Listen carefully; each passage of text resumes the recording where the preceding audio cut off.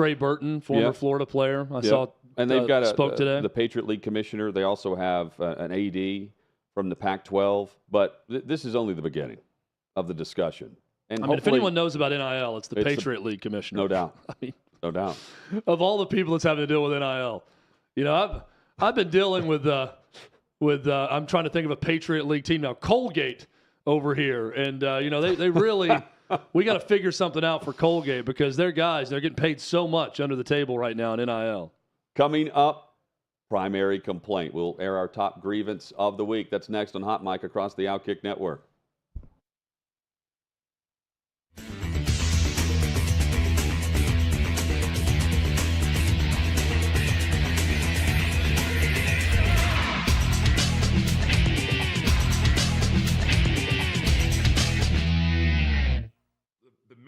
The four major notes are almost around the pitch clock, all of them. The clock start will be delayed after a brush back pitch or a big swing from a batter when the batter's equipment is displaced or the batter is splayed out on the ground. Now, this is going to be, you're going to have some argument challenges and ejections over this one because this is all interpretive, right? A big swing. That if that's the case, then I maybe intentionally fall down a time or two as a hitter to get myself some rest. The clock start will be delayed when the pitcher has to leave the mound to field the ball or back up a play, and the play ends with him off the mound. If I'm a pitcher worried about the pitch clock, I leave the circle of the mound every pitch now. React to a potential swing or whatever. Leniency for catchers who end a half inning with an at-bat or on base when the previous inning ends. They will always be allowed to catch one pitch before the next inning begins.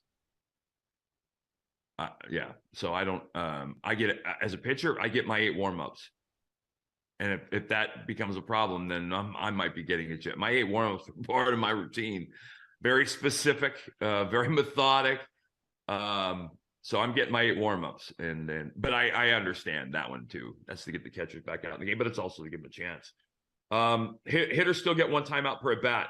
Going forward, the batter may call time back in no matter where they are. Previously, they had to be in the box and ready when they called time back in. Pitchers were holding the ball a long time, and this stops that. Yeah. Again. We'll see the tweaks. We'll probably see some tweaks. We might see, I don't assume we'll do anything on the fly. You might see another adjustment period at the All-Star break, but probably that's it as the season goes on. No matter how much you loved it, the Anaheim Angels are no closer to winning a World Series today than they were the day the tournament started. None. Except for, and I said it last time, having Ohtani and Trout in a clubhouse environment like that can do nothing but good things. I do like that ripple effect, and it will. It will. It's a different clubhouse. When you're in a clubhouse where you can't wait to get there and you're probably going to win the game that day, mentalities are very different. And I like, from a leadership perspective, Trout getting that vision. Not that, and it's not for him, because he's doing everything he needs to do. It's for him as a leader in that clubhouse and the organization to see how other guys do it in that sense and to maybe take some stuff back. So.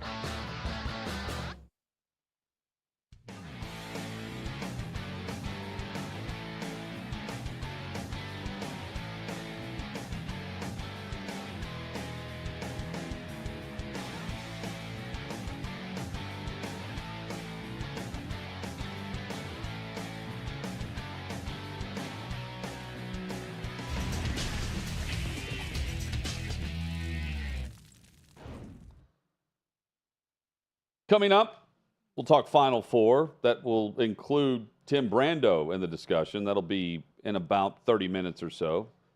But, Chad, every week at this time, it's time for Primary Complaint. It's time to air our top grievance of the week. You can complain all you want. My job is so unfulfilling. Don't run away from your feelings. It's time for Primary Complaint on Hot Mic with Hutton and Withrow. It's amazing to me how these things line up on my timeline. First, NASA, letting us know that the most recent telescope images have returned, and they are now seeing stars and galaxies light years ahead. That's how far they can reach with these cameras. And then there's right behind the tweet about what NASA's done. They're looking for suspects that have stolen some jewelry, and there's a surveillance image as if we're going to be able to tell anything about these people up north.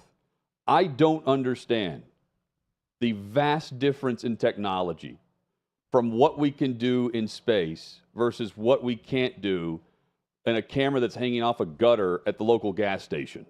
We've got to get better with the technology if we're actually going to tweet out images and say, can anyone identify these two? That's my primary complaint. That was as grainy as that old video in the Pacific Northwest of Sasquatch rolling through the wilderness look at that. of the jewelry thief suspects. So spent some time in New York City at the end of last week. I know this would come as no shock to a lot of you. I'm not a subway guy, not really a public transit guy. So we took a lot of Ubers and Lyfts and ride shares to different places around Manhattan. And this is not just something that is unique to the city and unique to New York City. I find this to be the case in a lot of places that I go to. I think the invention of rideshare apps is one of the great innovations of the last 20 years in the world. It's terrific. It's very convenient. It's done a lot of good. But now that we can background screen for drivers and make sure there's no criminal history and we can track them everywhere we go and do everything else, maybe include as part of that background screening a check to see if they have a driver's license. Because I am convinced after 2 days in New York City that most of the people that drive for ride shares don't have a driver's license and, in fact, cannot drive, and they don't know how to. It is infuriating riding in the back seat of some of these cars with drivers that have no business driving themselves anywhere, much less getting paid to drive other people somewhere. It's unsafe. It's terrible. The moment I landed from New York City, after flying back through Tampa to Nashville and being on about 6 hours of flights and another 2 or 3 hours in an airport, being driven everywhere, being transported everywhere in ways I did not want to be transported. The moment I got home, my wife picked me up and the text I sent was, get out of the driver's seat and let me drive the car home. I cannot be driven anywhere else after the last couple of days. It's not going to happen. Ride shares, you're great. Your drivers absolutely suck. That is my primary complaint. I like it, Chad. I like that one a lot. It does hit home. Guys, I'll be honest. I made a mistake yesterday. And before I get into my primary complaint, I'll own up to that. And what I did not realize was that Arizona does not observe daylight savings time. Now, I know I went on daylight savings time a couple weeks ago, had the whole Nick Cage thing, whatever. But what I didn't realize was that Arizona, with them not observing it, so when you guys were in Phoenix for the Super Bowl, I was just thinking, oh, yeah, they're an hour behind Central Time, whatever. So it led to an issue, but then I go down a rabbit hole. And I'm just like, what are the weirdest time zones there are? And that brings me to my primary complaint of Newfoundland.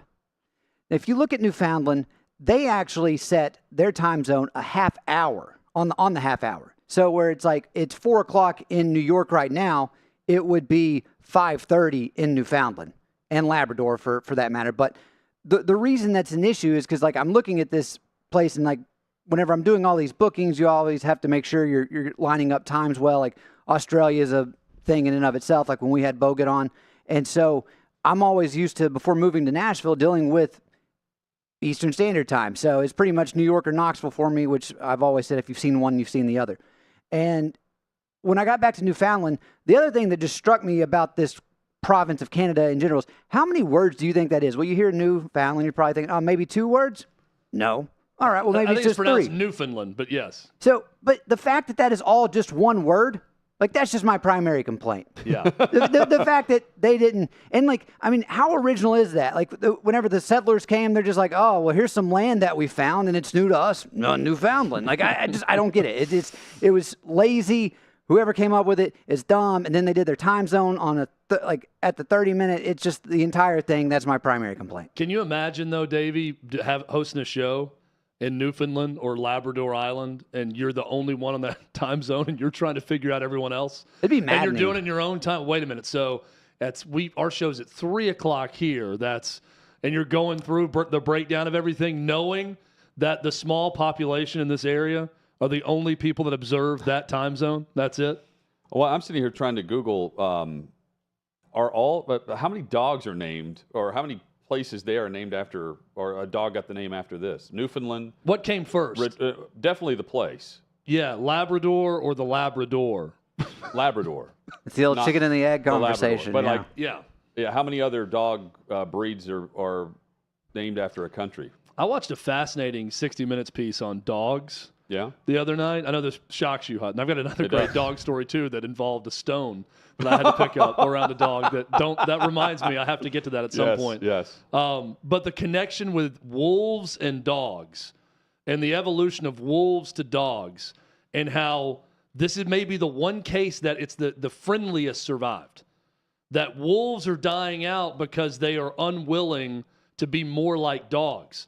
Dogs around early settlers, the ones that were friendly, the wolves, became dogs. Direwolf? And they have survived. And then direwolves became wolves who became Labradors. And they now live on Labrador Island.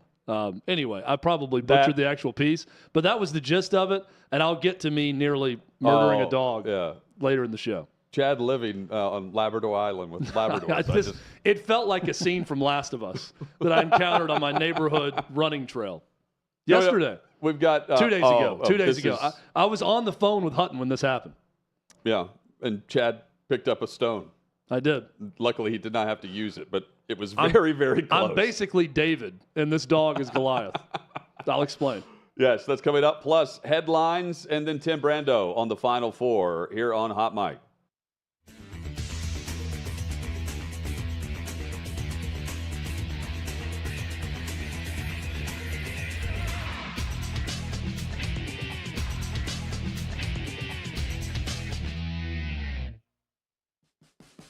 What you're experiencing is the bold taste of a Southern legend. Old Smoky Moonshine and Whiskey, authentic Tennessee mountain-style spirits. We believe in crafting flavors that were born from tradition but defy expectation, and pioneering a new experience with every sip. Because if it doesn't do this, it ain't this. Old Smoky Moonshine and Whiskey. Come on.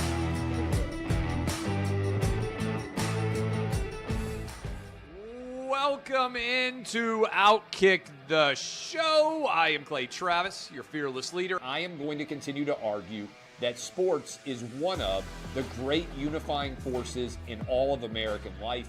ESPN is a sinking ship.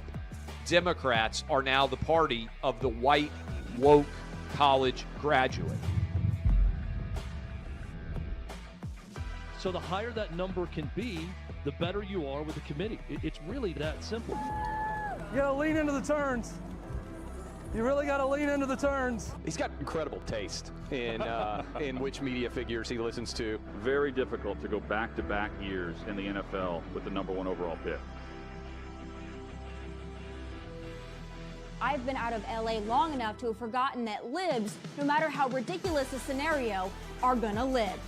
Another week of inflation, another week with Biden with COVID, and another set of losers to crown. People don't watch the WNBA on TV, in person, on a plane, on a train, on a bus, or on purpose. The scary thing, Tommy, is in the history of this government, I've never seen them give anything back that they've taken. Oh no, they never do. And they won't. Why are we going through Melania's goods? Don't make Brittany Griner out to be some type freedom fighter. Shouldn't there be a little bit of common sense Let's roll them, big boy. What do you got? They want to find someone to be the face of domestic terrorism, and they want it to be a right-wing Trump supporter. Don't let them entrap you into doing something dumb. But they were hyper-rational. They looked at the data, and they said it makes no sense for me to submit to this COVID shot mandate. Get the shot or you can't go to your brother's wedding. Get the shot or you can't go to your daughter's graduation. Get the shot or else.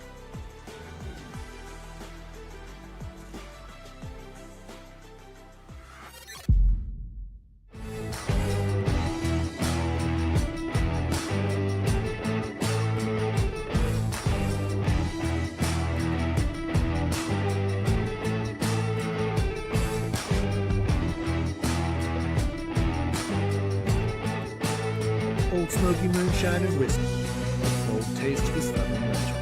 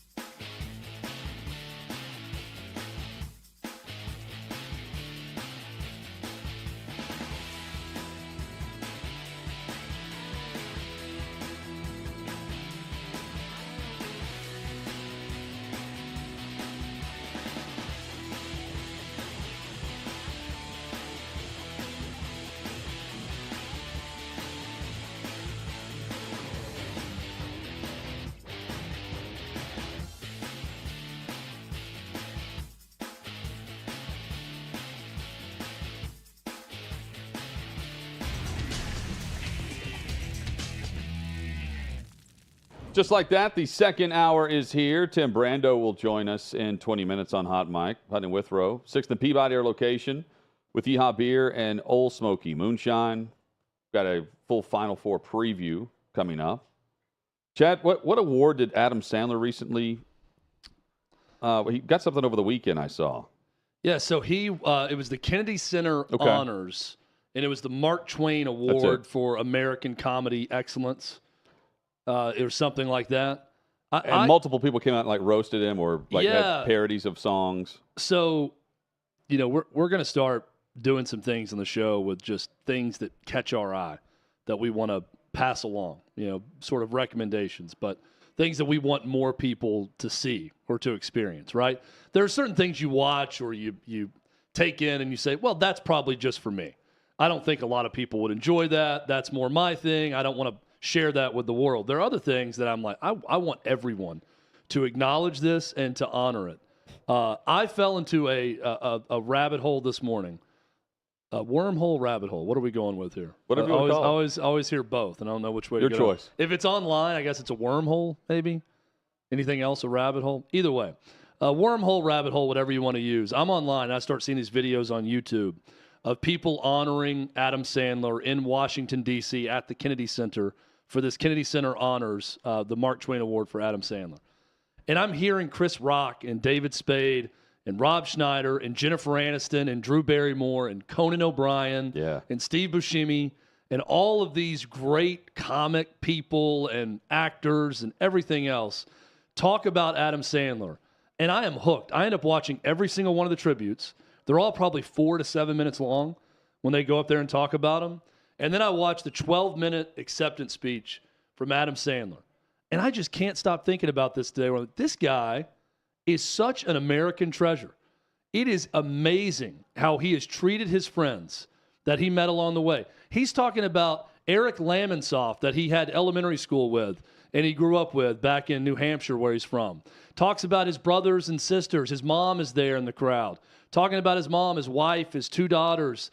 But every step along the way, how he's carried his friends along with him. When he makes a movie, they're all in the movie. Rob Schneider gets choked up talking about it, saying, I still have a career where I'm in movies simply because Adam Sandler is my friend. And he wants to hang out with me, and he thinks I'm good. And he passes along that confidence that he has and brings his friends along in movies. And it really is remarkable when you think about this guy's career. Now he's made, it feels like 1,000 movies. Some of them are good. Some of them are not so good. I will watch all of them. He's going to put out 3 or 4 movies a year on Netflix at this point. I will probably sit down and watch all of them. The latest one's going to be this Murder Mystery 2 with Jennifer Aniston. Watch the first one, enjoyed it. I'll watch this one, I'll probably enjoy it as well. But Adam Sandler is so unique in his sense of humor. And everyone that went up to honor him talked about the first time they met him, thinking, who is this guy that just speaks gibberish and does Opera Man and Cajun Man and all these crazy things, and has this sense of joy and craziness, but also confidence just to be himself and be wacky that way. But also doing movies now that aren't even like that. Yeah, and now he can be a dramatic actor with Uncut Gems and Punch Drunk Love back in the day with Paul Thomas Anderson that got a lot of acclaim also. Very talented, but just remarkable life and career for this guy. And every time I see him speak, I'm thinking, he's one of us. Like, there are certain celebrities, sure. you know, I love Leonardo DiCaprio, right? But I watch Leonardo DiCaprio, go up and speak about, climate change and at an award show, and I'm thinking, he's probably not like me in a lot of ways. Like, it seems very important. If I met Leo, I'd think, this is very important. This guy is very important.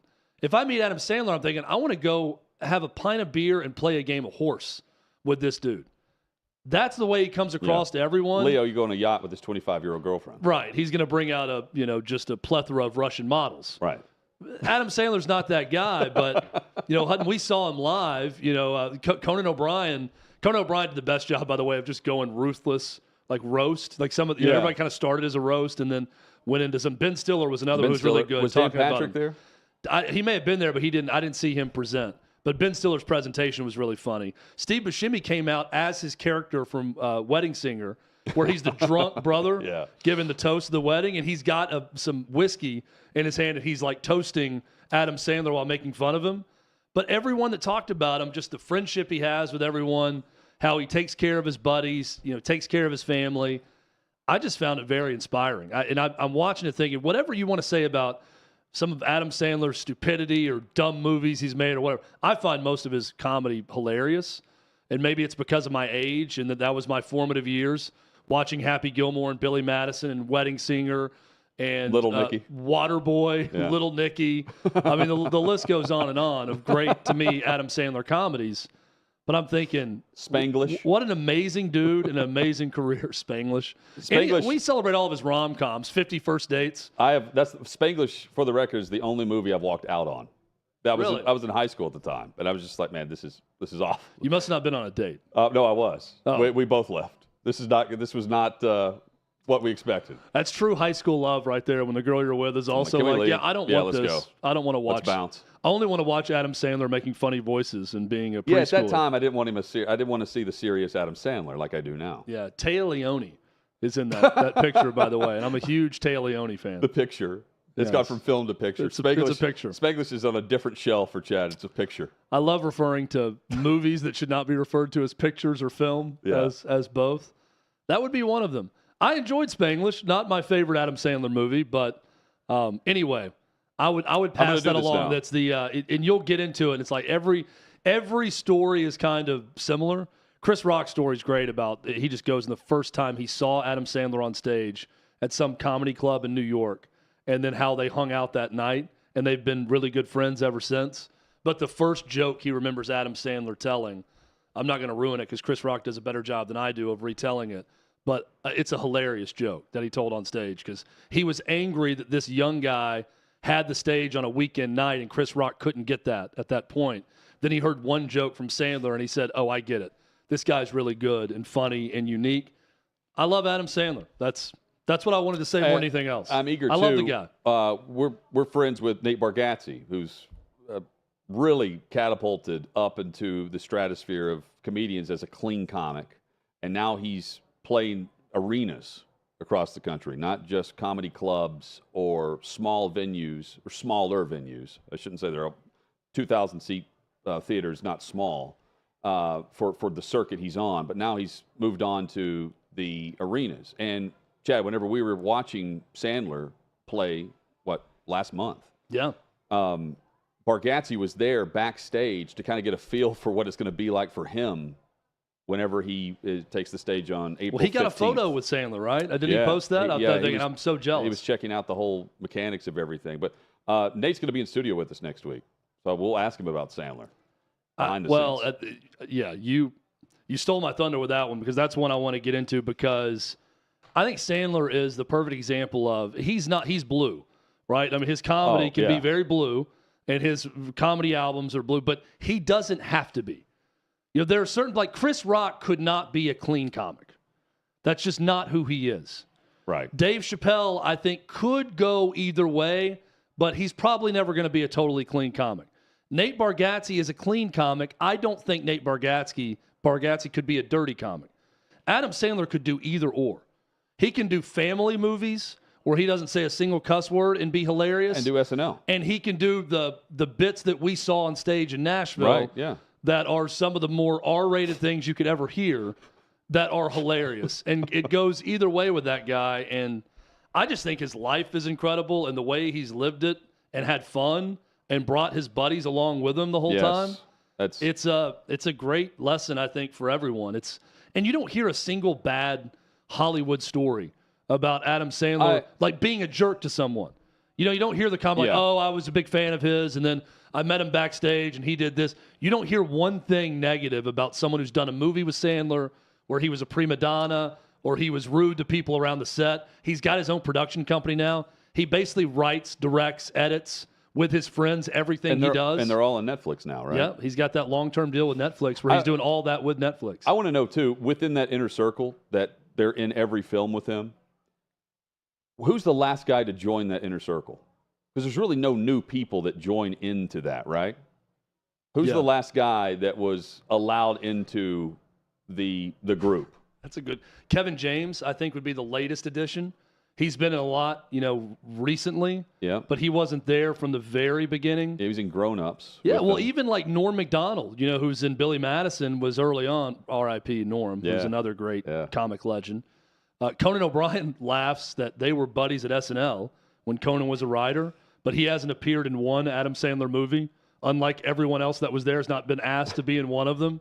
So he jokes that he must have done something wrong.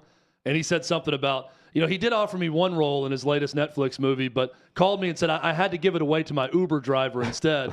But then I found out the Uber driver was Rob Schneider, is what he said, which was the last guy in the group might be Dan Patrick. Dan Patrick has been around in movies with him since The Danettes. Longest Yard, which was 2004. So going on 20 years now.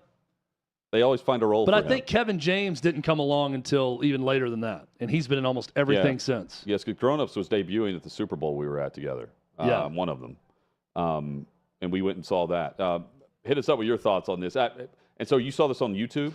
This was on YouTube. I think the actual thing aired on CNN originally. I don't know if that's available anywhere, but you can catch all of it on YouTube. And it's just I just watched the presentations to him and the acceptance speech. But it more than that, it made me think about Sandler just seems great. And it's so few times that you have entertainers that you just think, man, this guy just seems awesome. But not just you want to hang out with, like, he's just a legitimately nice, fun-loving guy that's like the rest of us.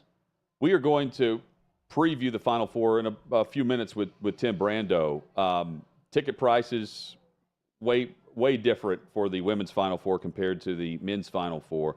But the Elite Eight matchup between Iowa and Louisville in the women's bracket, that drew more viewers than any NBA game on ESPN all season. That blew my mind. Over 2 million tuned in to watch this game. And Caitlin Clark, the first 40-point triple-double in NCAA tournament history.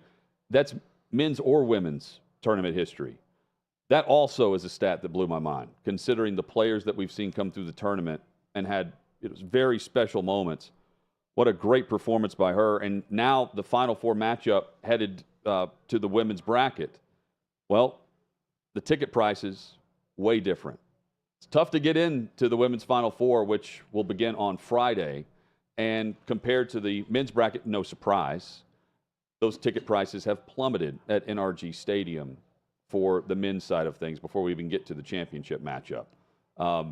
I'm eager to see where the peak can be for the women's Final Four and the numbers, based on the numbers that ESPN is pushing for what we saw in the Elite Eight. This is a great moment for women's basketball. The Caitlin Clark story is awesome. I think the best story for the game, South Carolina fans won't like this, but I think it's undefeated South Carolina got upset. Yep.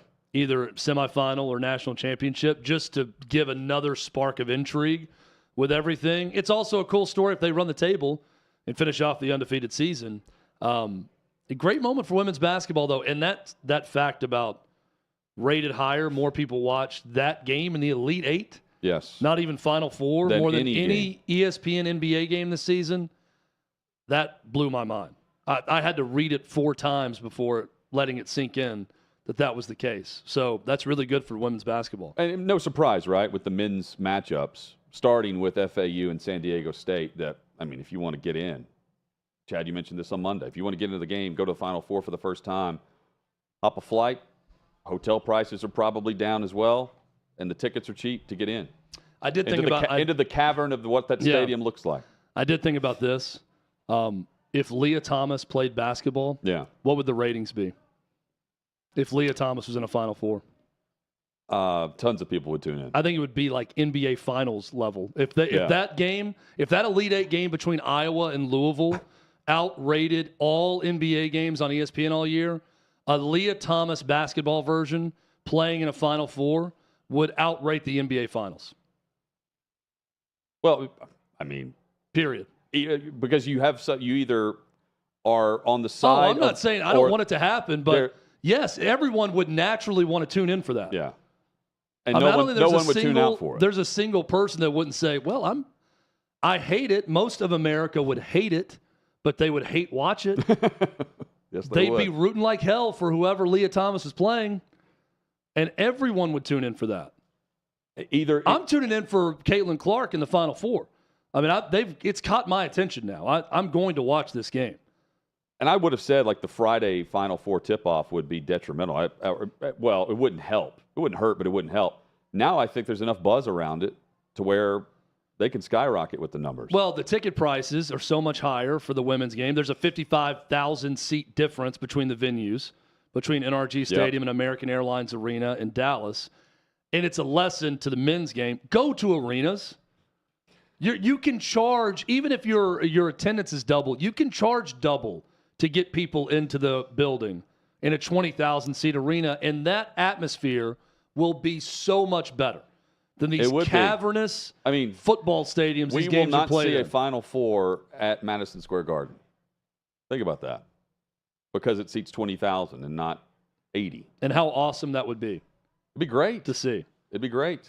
Tim Brando previews the Final Four with us. He joins us next on Hot Mic across the OutKick Network.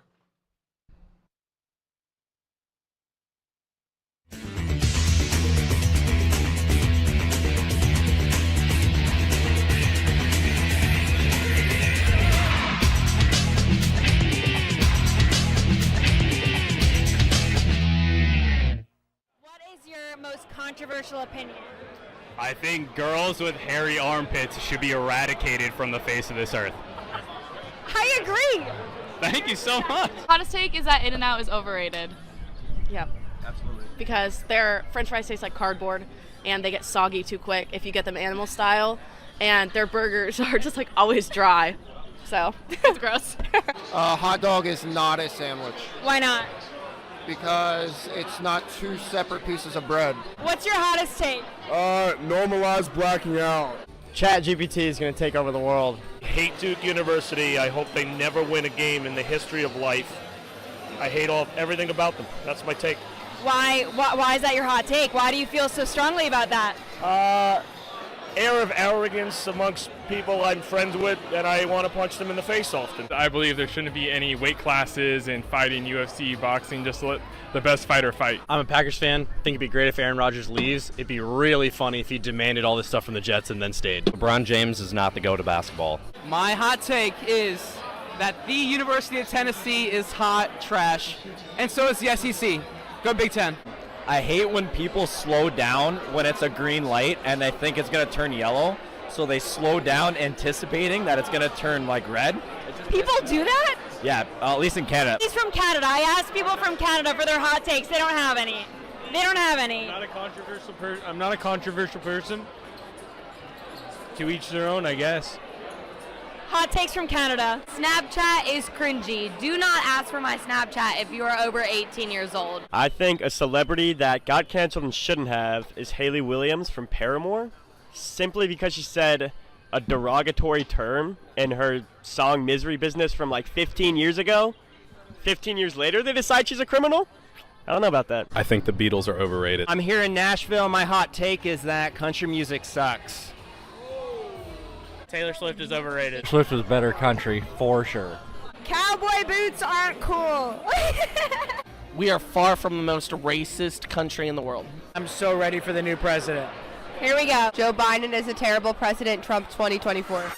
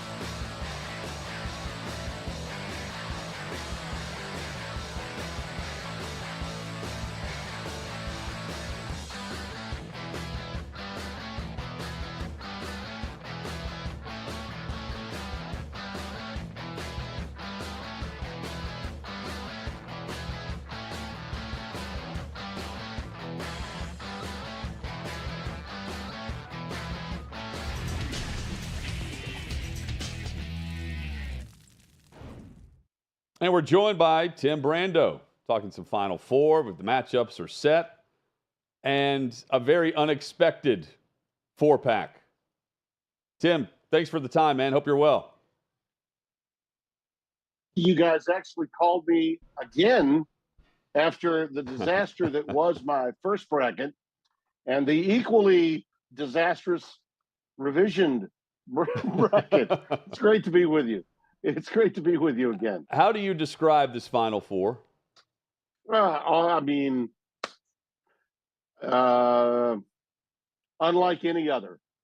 My friend Jim Nance loves to say, the Masters tradition unlike any other. Well, the Final Four this year, which will be his last. And I do want to mention this about Jim, because we came up at about the same time. He joined CBS in '85. The same year I went to ESPN. I'm a few years ahead of him on the calendar, but his career was off the charts and incredible. He was a very, very welcoming lead broadcaster when I joined CBS back in 1996, and a dear friend. And I wish him the best on his last Final Four, because it's something that matters a lot to broadcasters when you look at the time you spend on something as big as that. And in my case, my largest opportunity was to do a regional final of the NCAA men's basketball tournament with Al McGuire. Can't even imagine what he went through to do as many of the national championships as he did and be a part of this event. And I came in Louisiana following LSU and Daddy Dale Brown at the same time he was coming up a few years later than me with Guy Lewis at Houston. And I know it means a lot to him, and I want to wish him a great weekend. Well, and Tim, as a national broadcaster of games like yourself, I couldn't help but think about Jim Nantz in this and think that if Jim Nantz thought that his Final Four, I'm sure in his mind he's thinking, boy, we're going to have Duke in there, North Carolina and Kansas or Indiana. He's going to be calling a national semifinal game between San Diego State and Florida Atlantic to tip things off. I mean, you said unexpected. I'm just thinking for Jim Nantz's Final Four, and no disrespect to these teams who have earned their spot in this is not what a broadcaster of huge events would expect for a huge event. Am I wrong? Yeah, you are. And let me tell you why you are. Okay, tell me. On the face of it, okay, and particularly those of your generation and maybe a little bit younger, and not to get caught up too much on the generational aspect of sports, but Jim is a storyteller. I'm a storyteller. Everybody that you see at the national level of broadcasting, we fashion ourselves first and foremost as storytellers. That's who we are. That's what we wanted to do all our lives. I know probably in his heart of hearts when he made the choice to step away now, and I do believe it was his choice to do it in Houston with a team like Houston that had a chance to play before its home crowd, was in his head when he made that choice. But at the same time, if someone knocked them off and it happened to be, I don't know, a team that no one expected to do it, so be it. And to see those other teams out there, like Florida Atlantic and San Diego State, Mountain West, Conference USA, that's history. And as a broadcaster, that's something you want to be a part of. Being a part of a history-making event is something that we dream of.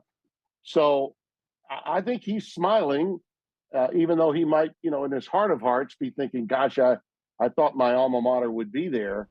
The reality is he's still got an amazing, historic Final Four to tell the story of. And that's a storyteller's dream. I totally agree with you on the storytelling part of it, and there are great stories here with these four teams. But Sean McManus of CBS, he was quoted a couple of years ago saying that, hey, what we want are the big-name teams, right, in this game. But there's going to be big stories, and you talk about the stories.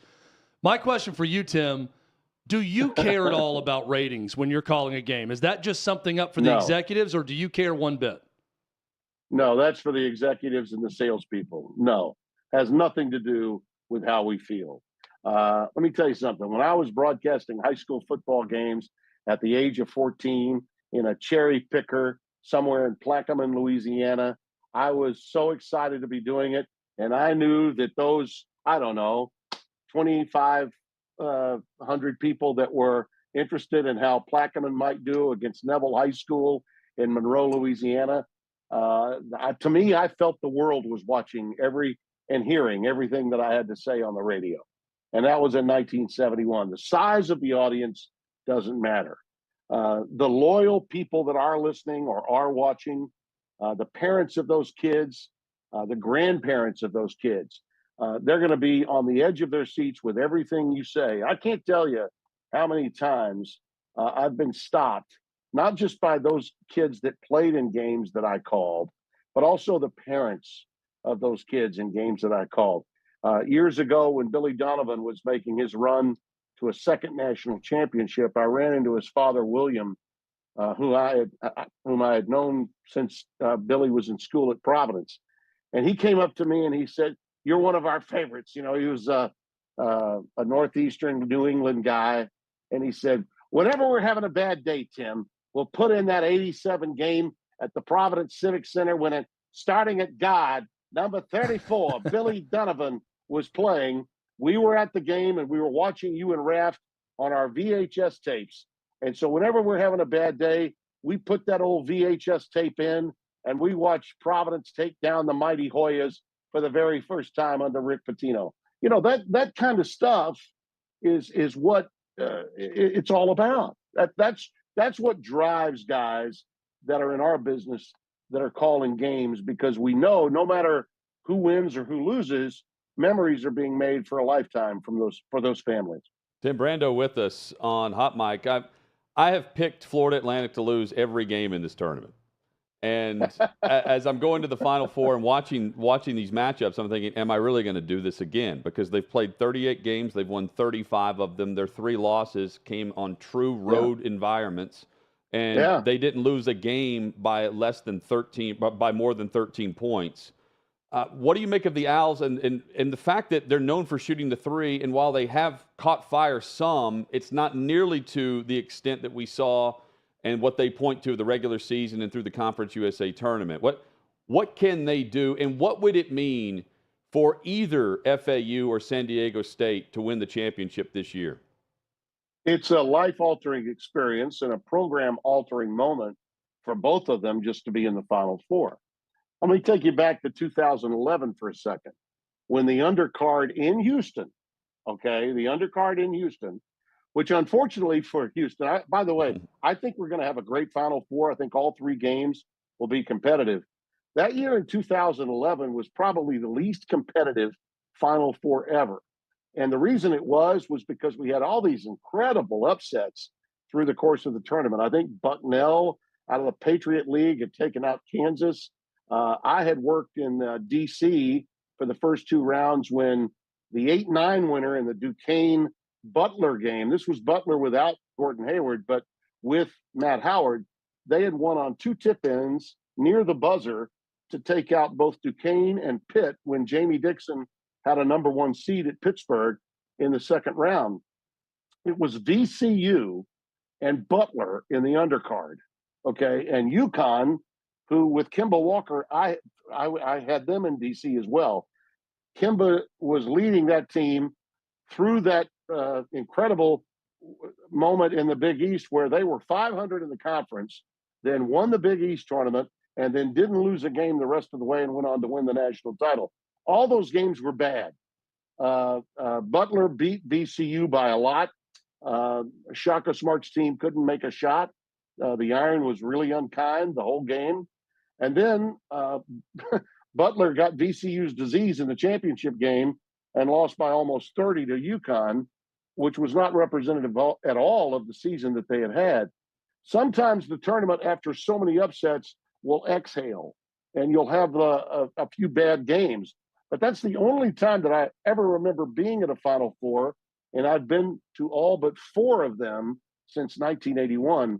That was the only time I can recall all 3 games being non-competitive, that they were blowouts. The teams had just horrible games at just the wrong time. I don't see that happening here because FAU has got older, established talent that's won all but 3 games. That's legit. That makes you totally legit. They have a young coach that's feeling like, man, you know what? I was tutored under Bob Knight. A lot of people have no idea how much I know and how good my team is. They're playing with house money. And I think they are absolutely in a position to beat San Diego State, given the way the Aztecs came through their region. Simultaneously, here's a veteran coach on the other side, whose dad was a coach at Minnesota with some of the greatest teams Minnesota have had through that century, Jim Dutcher. Brian's his son. He was really the instigator of the Fab Five. Steve Fisher counted on him to recruit all those kids that played 30 years ago. And now he is finally in a position to be at the reins of that program. And he has guys that can finish and guys that will play on defense with as much zeal as they play on offense. The winner of that game, I'm just going to say this to you right now, the winner of that game, the undercard, will be thought of as a blowout victim in the national championship. Look, I've been wrong all through this tournament with my bracket. I've got F papers on top of F papers. But I'm going to tell you, the winner of that undercard game has a great chance. I mean, great chance to win against the winner of the Miami-UConn game, which I believe everyone that's in that building on Saturday will think will be the winner of the national championship once they win the semifinals. They may be right, but they might not be right, because I think Florida Atlantic is really wired offensively and defensively to do a lot of damage to whoever wins that Miami-UConn game. San Diego State's a bit one-dimensional. They win one way and one way only, and that's through their defense. There are more finishers on the offensive side for Florida Atlantic than there are for San Diego State. But these are two veteran teams, fellas. Either one, okay, is capable of winning it all. And I think most of America, and especially the media, is painting a completely different picture. Oh, there's no reason to watch. These are not traditional schools. There's no blue bloods. There's no this. This just in. The NCAA basketball tournament isn't for the writers. It isn't for the broadcasters. It isn't for those pundits out there that think they know more than they know. It's for those kids and the coaches, first and foremost. And I think either of these four teams are capable of winning it all. Tim, we had this discussion earlier in the week, and your answer to the question is a great example. If the national broadcaster doesn't care about ratings, the college basketball fan shouldn't care about it either. So even if the ratings are bad, that should not affect the enjoyment of the fans that are tuning in, watching really good basketball and really good stories. Speaking of good stories, Jim Larrañaga gets George Mason to a Final Four and now has Miami in a Final Four. Two different programs he has taken to the Final Four. Tim, where does that put him on the list of some of the great college basketball coaches we've seen in this sport? Oh, he's on the A list. You know, think about all the great coaches, Hall of Famers, that either got to one Final Four with one team over their entire career. Louis Carnesecca comes to mind. Think about all the great coaches that maybe won more than 700 games, won, a half dozen Big Ten titles, never went to a Final Four. Gene Katie's name comes to mind. There are so many out there that have not gotten to the promised land, which is the Final Four. As I was coming up as a broadcaster in Baton Rouge, Louisiana, and hoping to one day get an opportunity to call NCAA tournament games, I'll never forget the joy, the glee that was coming from Al McGuire when Ray Meyer finally made it to a Final Four, the icon at DePaul. And he finally got there. And I thought to myself, my God, it's almost as if it doesn't matter whether he wins at the Final Four. And for Al, he told me later, because I got the privilege and honor of working with him in a regional final back in '98 in St. Louis, that's true. That's exactly the way it was. For coaches, just to get to the Final Four, the hardest game to win is a regional final. Ask any coach. They'll tell you. Hardest game to win is the regional final to get to a Final Four. Once you're there, sure, America, and particularly in today's climate, it's the brass ring or forget everything else. One of the great aspects of the NCAA basketball tournament is there are really 5 winners. The national champion, absolutely. They'll talk about it forever. So will those players. But to just get your program to a Final Four as a head coach, there's so many great coaches that never got there. And to be one that did is absolutely amazing. And to do it twice at 2 programs that are outside the so-called Power Six, which is what Jim Larrañaga has done, is off the charts. And I first met him in my first national broadcast with Dick Vitale, January 5th, 1985. I went to Charlottesville, Virginia as a kid from Baton Rouge that was 29 years old, hoping and praying that this on-air audition would get me an opportunity. I met both Jim Larrañaga, Dave Odom, who coached at both South Carolina and Wake Forest, Terry Howland, who's unfortunately passed away. Seth Greenberg had just been a GA there. on his way to a coaching career at Long Beach State and later at Virginia Tech. I'll never forget that. I will absolutely never forget that. And I think Jim Larinaga has a chance to put himself in a position because of all he did as an assistant at Virginia, for what he did at George Mason, but to close it out with a potential national championship at an ACC school not in the Carolinas is the cherry on top. I mean, and he's a guy that was a great player first at Archbishop Malloy in the Bronx, New York, and he coached as a player would coach, meaning he was a player's coach, but he had just enough ability to strike a little fear into some of those players of the next generations without enjoying being a player's coach. You see how much those guys love playing for him. And what he's done in constructing a team made up of a lot of transfers and a lot of veteran players that love to play one-on-one basketball, he's adopted an NBA style, really. Let's spread out and let's match up. Our guards, our forwards, mano a mano. Let's play man-to-man or street ball to some extent from time to time. Not necessarily think about running sets and a lot of offensive plays.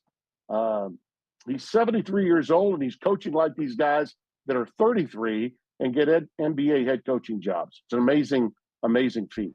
Tim, who wins and advances to Monday, and who ultimately cuts down the nets? And let's also just mention it to set this up. UConn has won their 4 games in this tournament by a combined 90 points. Yes, which is a concern. Yeah, yeah, sure. and let me tell you why it's a concern. When you're winning games in blowout fashion, as Danny Hurley has, and let's begin with this. I have great respect for Danny and his entire family. I've known his dad and his brother, his whole family, for a long time. And Danny exorcised some demons through the course of the regular season. I saw some of his low moments calling so many Big East games on Fox. I thought it was really genuine of him to say when he was being interviewed last week before the regional final, hey, I stopped getting on the refs and I started concentrating on coaching my team. He's growing as a head coach. He's still not a finished product, really. But when you have won games by that margin, I'll take you back again, how history repeats itself. Tark the Shark wins the title, blows out Duke by 30, 33 years ago.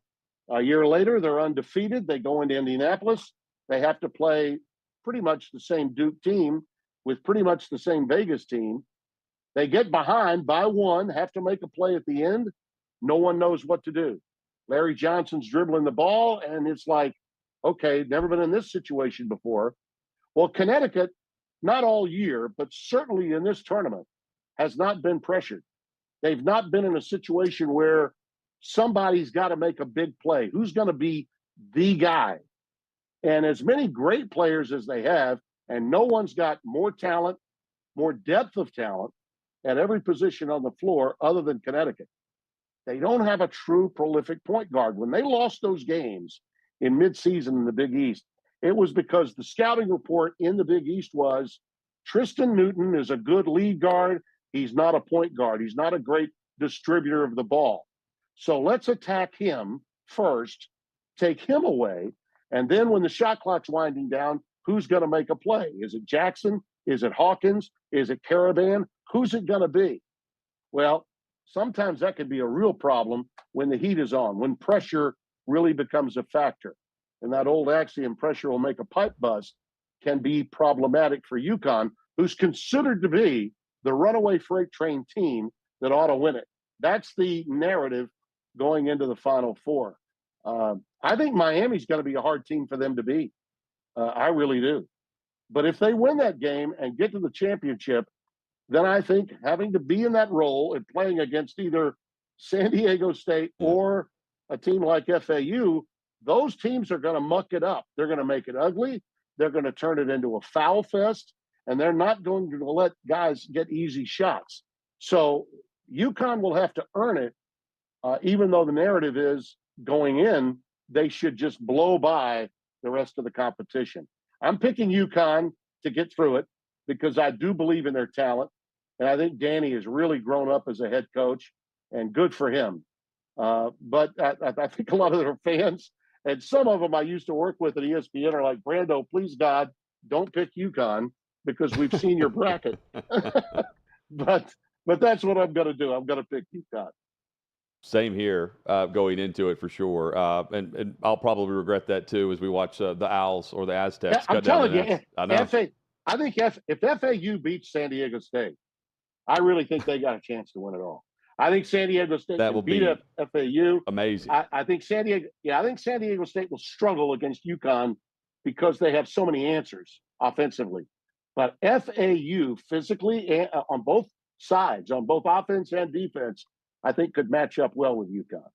Tim, you're always great. Thank you so much once again joining us. And, we'll have to have you back on soon for sure. We need to recap the season at some point.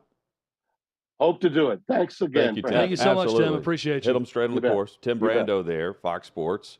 Always great to us and great analysis there. Looking ahead to the Final Four. We'll do that throughout the rest of the week. Chad, there is a trial that is must-see right now.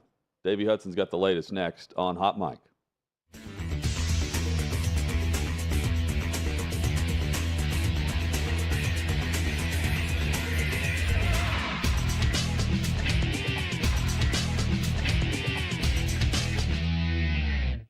Brady recently retiring. Your locker was very close to Tom's locker, wasn't right next it? to 12, yeah. What was that like? Man, it was cool, man. He's a funny dude, man. He's a nice guy. Joke with him every day. He's a good dude, man. He's probably one of the only dudes that I know that walk around in a bathrobe in the locker room, bro. So you go up against him in practice all the time. Could you see that big jump coming from Daniel Jones going into this season? Man, when I first played against Daniel, coming in last year and seeing him work, man, I knew, the talent that he had. It was just one of those things where, you always hear the saying, God's timing is always right. It was just one of those moments where you knew eventually it was going to click and everything was going to work out, not just for him, but for us as a team. And I'm just so happy for him. Which video game are you most proud of making the cover for?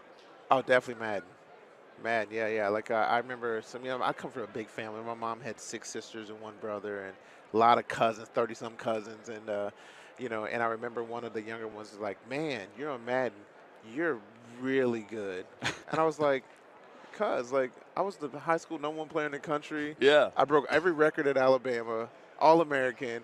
I get the pros. I'd won the MVP already. Yeah. Been to the Super Bowl, won the MVPs. Like, now because of Madden, now you're cool. I was like, oh, okay. You had done a few things. Yeah. Now I'm good. Okay, all right. Well, that's how it works in y'all's minds. And I remember when I first started working in the morning news. Shout out to Drew Kaliski, super producer for NFL Today. He was just talking about season. How you feeling? You ready to go? Are you excited? And I'm like, yeah. And he's like awkwardly hesitating to ask me a question. And I'm like, what's up, man? Speak your piece. And he's like, do you know what's going on in the NFL? I'm like, what do you mean? He's like, do you know who plays for what teams and who's been traded where? I'm like, yeah, bro, what do you think? I'm living under a rock? And this is my job. I'm studying just like anything else.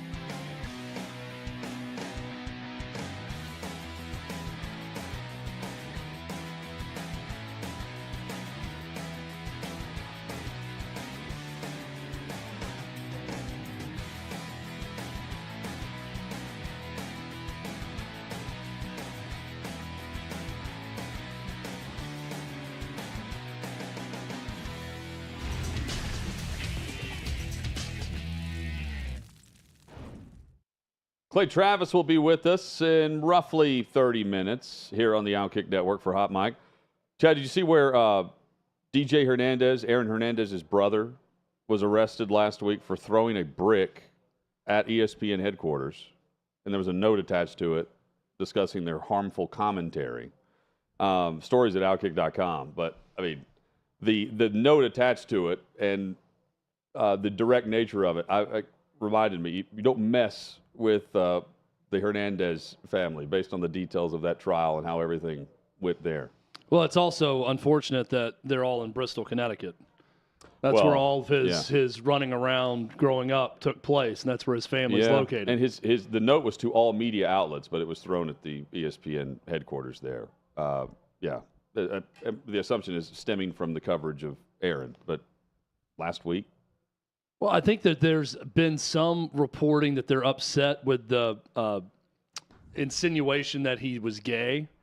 That, that was the Netflix documentary, though, where they had his boyfriend, basically, from high school interviewed in it. And I think the family was really upset with that coverage on it. But that was back in 2020. Yeah, and that wasn't ESPN. No. So, whatever. Yeah. Well, anyway, he's been arrested there. In a more humorous nature, there's a civil trial going on. Davey Hudson with more on Gwyneth Paltrow and a very short man who got in a skiing accident with her. Thanks, Hut. So, as we all know, after the Murdaugh trial, going back a little bit farther, the Johnny Depp Amber Heard trial, we needed something new. Well, guess what, guys? I'm combining them both right now, and that's what we have with this Gwyneth Paltrow skiing hit and run trial is how we're deeming this. And just before I even get into this, if it already sounds like it's the most white thing that could happen, it is exactly that. I mean, we just have wealthy white people going to battle over issues such as I'm getting ahead of myself. So Gwyneth Paltrow, back in 2016, was accused of hitting a retired optometrist named Terry Sanderson. Man's now 76 years old. That's very white right there. Yes. Just that last sentence. So he initially sued her for, I think it was $3.1 million in damages because on their day on the slopes at this really nice ski resort in Utah, he fractured some ribs. He ended up suffering a concussion. And so he is saying, like, Gwyneth Paltrow is the reason this happened. Now, the $3.1 million lawsuit was filed out, or they dismissed it. And so then he filed for $300,000 in damages, and that is what we currently are witnessing. The judge put an 8-day cap on this trial, but it has delivered every day. We're on day 7 right now. I'm pretty sure my math checks out there.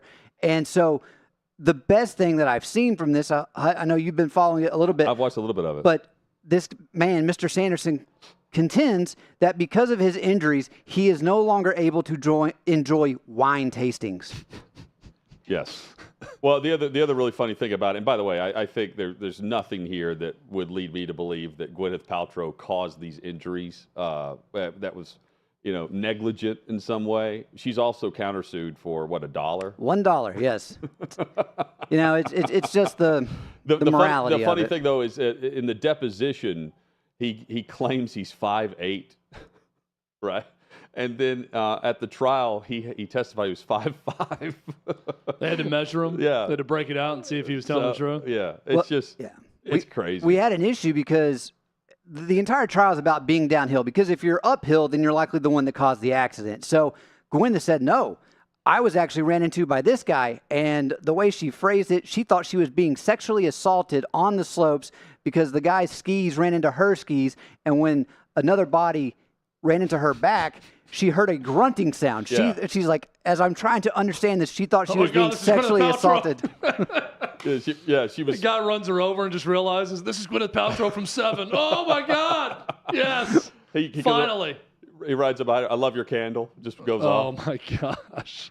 So many jokes. Gwyneth Paltrow is also under heat because she's been touting her own diet of like celery juice and a cracker for the entire day. Yeah. And people are saying that she's endorsing unhealthy eating habits. And she said, no, this is just when I detox. This is what I do when I detox. This isn't normal. I do actually eat food. If she's endorsing unhealthy eating habits, stop asking her about her eating habits. That would be my answer in reply to that. She's in such a place of power, to so many people. They have to do whatever Gwyneth Paltrow says. She went, the founder of Goop. You have to follow what she says. Come on, Hutton. She got up from the accident, proceeded to go downhill, and then went and had a massage. without asking if the guy was okay. The only thing she allegedly. lost was a half day of skiing. Can she still enjoy wine tastings? Headlines next, including the latest I hope on the so. holdup between the Jets and Packers and Aaron Rodgers.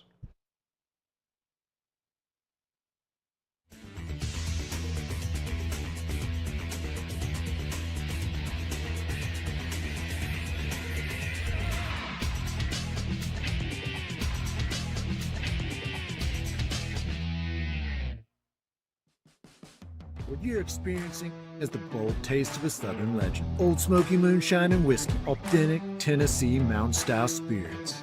We believe in crafting flavors that were born from tradition but defy expectation, and pioneering a new experience with every sip.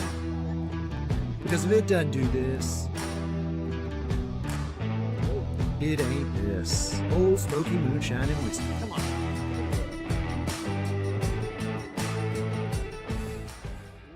Welcome into OutKick the show. I am Clay Travis, your fearless leader. I am going to continue to argue that sports is one of the great unifying forces in all of American life. ESPN is a sinking ship. Democrats are now the party of the white, woke college graduate. So the higher that number can be, the better you are with the committee. It's really that simple. You gotta lean into the turns.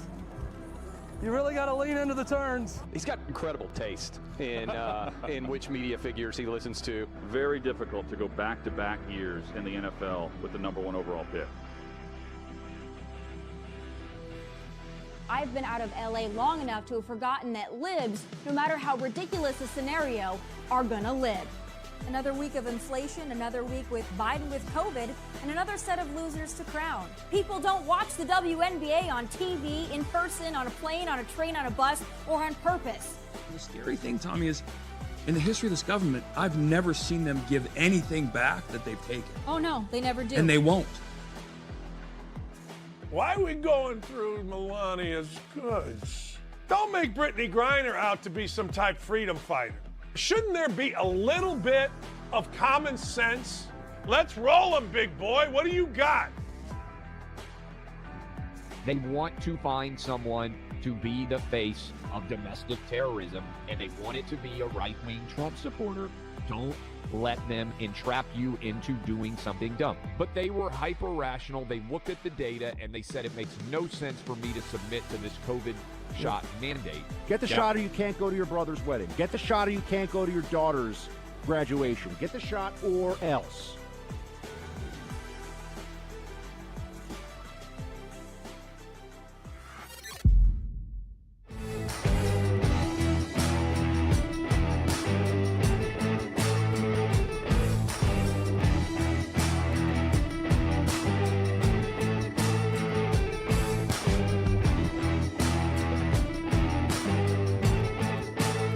Old Smoky Moonshine and Whiskey, a bold taste of a Southern legend.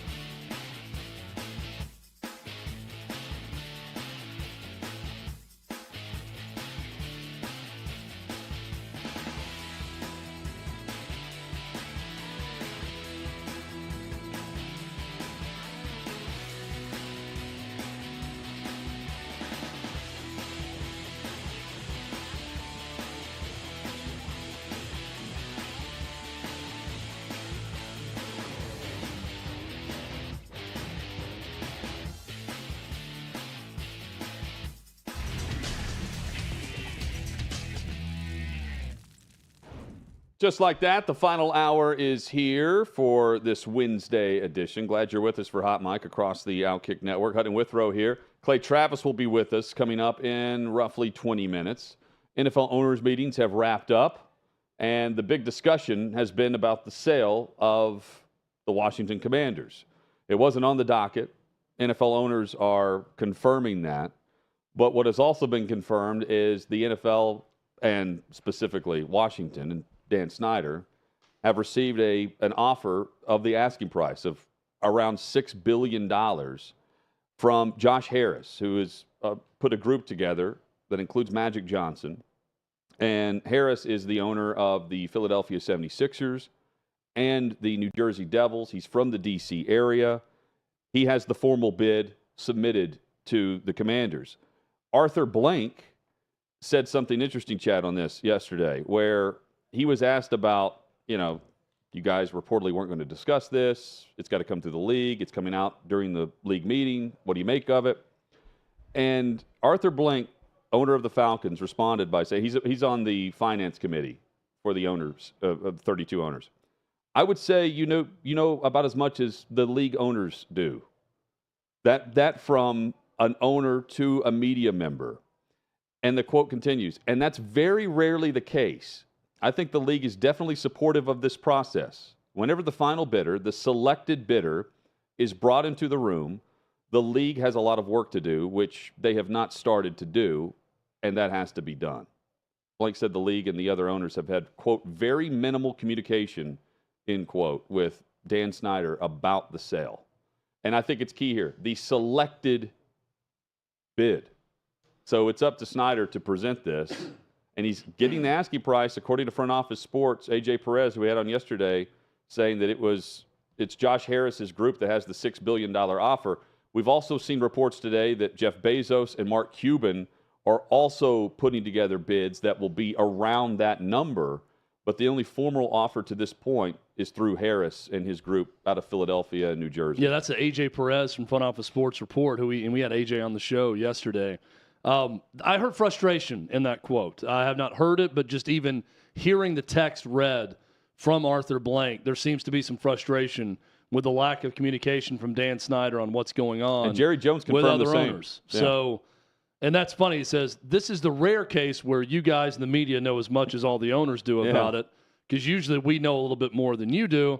And I'm sure that Arthur Blank and the other 31 owners prefer it that way, where they're more in the know than the media, and this is a case where that's not the case. I think so. I'm sure there's frustration for that. I think too. angle. They just want to wash their hands of Daniel Snyder. So they're like, hey, if we step back and he gets what he wants, and he submits the selected bidder for who he wants to sell the team to, then we'll do the background checks. Harris, though, has been a part of the discussion with the league prior to just with Washington.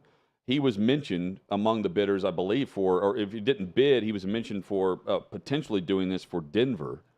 And the assumption would be, if he doesn't get this, Seattle's next in a year and a half or so. Point being, I think the league is doing this behind the scenes. They know among the bidders who they would select and who they won't. And, I mean, Cuban's name is being mentioned late here, but I think if Josh Harris, based on the bid that has already been formally put together, and honestly, he raised it. He went up to the asking price for Dan Snyder. And honestly, who cares if you're the owner? If it's Harris and it's $6 billion, I mean, do you really care? Because anyone that's not Dan Snyder is better. Right. It depends on who you're replacing. Yeah, if you're replacing one of the beloved owners in the league, then you want to replace them with a like-minded person. When Jerry Richardson stepped down, they had Tepper in place quickly. My point is, what billionaire capable of spending $6 billion in an ownership group could possibly be worse than Dan Snyder to the other owners? Not right now. There's very few. Yeah, not right now. So it's going to be an upgrade, and the value of your team's going to go up, because this sell is going to help that go up. Yep. When another team we go from 4.8 for the Broncos to $6 billion for Washington. And I do not understand. I think we were talking to, maybe it was AJ Perez yesterday or someone else, but how everyone looks at the subpar facilities of the Commanders and all the negative things that have gone on under Daniel Snyder, and to still see that valuation at $6 billion, $1.2 billion more than what I see as a very well-run franchise with a great fan base in Denver. That just blows my mind. That the Commanders are still worth that much more money than the Broncos, a year later? They're far more valuable with a new owner, because the new owner is going to get a stadium done. And then you put you're going to be hosting these massive events there, and chances are, based on the financing of that, it's going to be far better financially for that particular owner because he'll own everything that's going to be inside the stadium. Titans are building the dome here, and everything within the structure of the dome, the Titans will receive. But, I mean, you buy a house. You're buying the Broncos. You're buying a pretty complete house. There's not a lot of renovations that need to be done to it. When you buy a house that needs a ton of work done, you typically spend less because you know you're going to have to put an influx of cash in to get the house that you want. This is a situation in Landover, Maryland, where they're going to have to put a lot of money in. Well, even if they cut a sweetheart deal for a new stadium and all of that, which they will, the new ownership group, they're going to have to spend for all the facilities around that team. So the economics of it, they don't make a ton of sense to me, other than just to say, if you just came in and said, well, the next one's going to go for $7 billion no matter who it is. It's just going to keep going up and up and up and up. Harris had a bid prepared, and it wasn't $6 billion. And then Magic Johnson, they started adding other people to this group, and they got it up. And I assume there's nothing, stated or reported on this. But, I mean, to me, behind the scenes, the owners had to be saying, like, look, Josh Harris, you want this? Put a group together that's going to give him what he wants so we can get him out. You're in. Add some more names to the pot, get it up to $6 billion, and you still own the vast majority of the franchise anyway as part of the ownership group. I'm not saying that happened. That makes sense, though, because he's probably putting forth the same amount of money. He just has more people there to donate to the cause to get it sold to him and not to another group.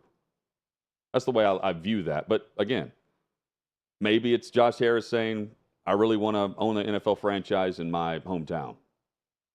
The price just doesn't make a lot of sense to me, given all the things that need to be done and all the extra money that will be spent on top of it once they get it. Well, keep in mind, how much is the Cowboys worth? You know what I mean? Yeah, well, the Cowboys, you got no need for a stadium, no need for any other facilities. Right. Like, you're getting all of that when you buy the franchise. So that's the finished product I'm talking about. This is a renovation project. That's going for $1.2 billion. It's more than the Broncos, who are in way better shape right now. It's a rebuild. You're going to get a brand new stadium out of it, and you're also going to have a lot of power based on. But you're spending something for that stadium. Sure. Yeah, you're spending $6 billion, but you have to reach a certain minimum threshold financially to even be an owner in the league annually. Yeah, but do you not understand what I'm saying about the difference in franchises?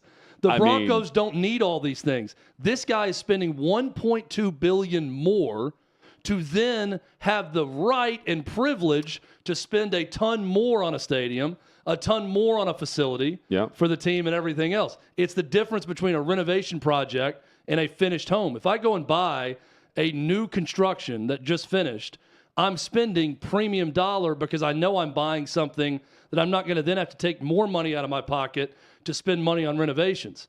This guy is spending $1.2 billion more than the Broncos that didn't do anything. Jeff Bezos wants it. Mark Cuban wants it. Yes, but there's a real estate mogul in Canada that's also put together money. Some economist is going to have to explain this to me because I don't get that. The economist will point to if the billionaires are willing to spend the billions. To me, you're talking about a guy, too, that owns the 76ers and the Devils, and he's willing to pay $6 billion for an NFL franchise. No, I get it. Like, there's people that are willing to buy it. That's the price. My point is, how is this $1.2 billion more than the Broncos? I don't understand that part of it. Because Dan Snyder wanted $6 billion. That's why.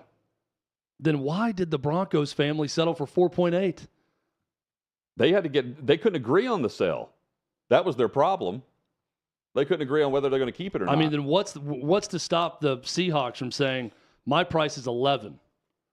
Well, but someone going to put enough billionaires together to buy one? No, because they can't afford to keep the franchise based on the amount of money it's going to take to meet the minimum threshold for owners once all the money in the estate goes to charity, which is what Paul Allen has dedicated the vast majority of his wealth to. But if I'm the Harrises, can I come back and say, no, your franchise is worth 4.2 and the owners are going to force you to sell anyways, so you can take this or not? But I don't think the owners are going to force him to sell. They don't even know about the sell yet. They're saying that publicly. It doesn't seem like Dan Snyder would sell unless he had it. some sort of inclination that this investigation and other things around him are forcing him to sell. He went from very adamant about never selling the team to trying to sell the team quickly, and it all circled around this investigation. So I do think that he is being forced out one way or the other. Well, forced out, but also under his terms.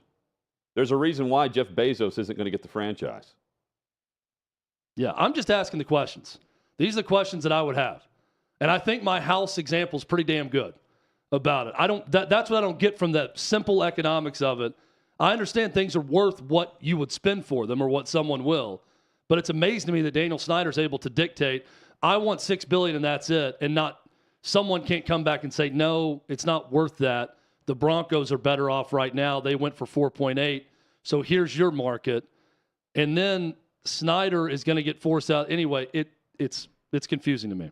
Well, and on top of that, I mean, you got $1 billion contract with Amazon for one game a week, you know, where your franchise plays one game a year right now on Thursday Night Football, and you're going to get a cut of that. I mean, every NFL owner gets upwards of $500 million before the season even kicks off based on the TV contracts, and that's now before the new money kicks in. It's good work if you can Straight get it. cash. Straight cash. Chad, did you see, speaking of cash, Calvin Ridley and how much of an idiot he was in this regard? Not a good social media post from him. Yeah. So the NFL has allowed uniforms now to players can wear the number 0. And Calvin Ridley with the Jags is the first player that the Jaguars just put this out there immediately. They gave 0 to Ridley, who joins the Jacksonville Jaguars this season, and he's been cleared to play through the league. But there was a great response by just a troll, but a fan on Twitter that apparently doesn't like him all that much says, 0 of the amount of good bets on your parlay. Because he was suspended while he was hurt in 2021 over a 5-week span. He bet, reportedly, it was $1,500 over a stretch of 5 or 6 games in that particular parlay. And he said he doesn't have a gambling problem. It was $1,500, and that's it. And he was suspended indefinitely, and it ended up being the season. But then he responded to the guy that said, in response to his new uniform number, 0 of the amount of good bets on your parlay. He then says that that's behind me, but he won $36,000, $36K.